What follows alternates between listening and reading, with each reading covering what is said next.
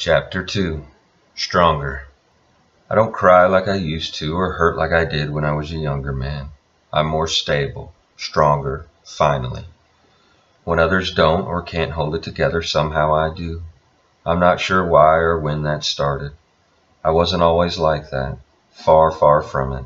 I was an emotional mess most of my life, crying and falling apart for the smallest of things, most of them things of my doing, or things that were just in my head. I'm not like that anymore, at least not as far as I can tell. We had a perfect at-home birth that a few hours later turned into a horrific surgery for my wife and a diagnosis of Down syndrome for our baby daughter. A few months later, my siblings and I watched our mother pass away right before our eyes. And the year after that, I held my wife's hand as cancer took her, and I had to pick up our 2-year-old daughter, Indiana, and somehow go on. But I have been strong.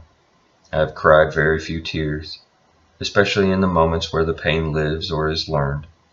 I have found myself crying in other moments, when I'm by myself, thinking, remembering, wondering. But all in all, I have mostly felt peace. My wife was the same way. She was strong in her faith and trusted God when difficulties would come our way, just as I do. I don't know why, or where I learned that, or became that. I know that she is a lot of why I am me. Joey and God. God that was in Joey. I could see him in her eyes and her smile, even when it hurt to smile. In her tears and her laughter, he was there. Her love strengthened my faith and brought hope, always, always hope. It's a wonderful difference compared to how I used to be, but it's also unusual for me. Most of the people around me break down easily and often. Hope comes and goes like the wind.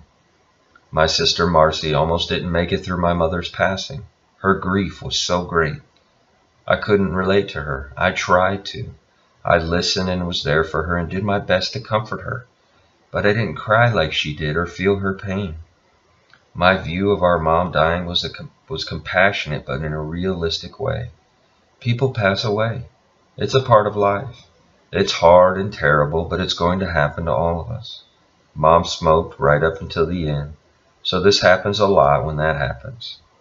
Somehow I could keep in perspective that Mom was 71, and that's a long life. Still, even with that, I wonder if I should be crying or hurting more. I don't feel like I'm carrying a huge amount of weight or that I'm bottling up my emotions or anything like that. I just feel like now I have a different perspective from what I had most of my life. I have peace because of my faith and finally opening my hands and turning my life over to God, believing in a higher power and trusting that He has a bigger plan, one that I don't understand, that I can't understand this side of heaven. God is the author of this story. Yes, it is my pen that He's used to write the book, my laptop actually, but it's the story He has told with my life and my wife's, a story He is still telling. I just wake up every day and turn the page. Sometimes I'm frightened by what I find, and sometimes I'm exhilarated. Many nights I don't want to go to sleep and wake up the next day to turn another page, afraid that the beautiful moment we're experiencing might be met with hardship in the next paragraph, and our journey to the top of a mountain will come barreling down the other side. But we must turn the page and trust that the story He is telling is bigger than that one on the page or that one chapter.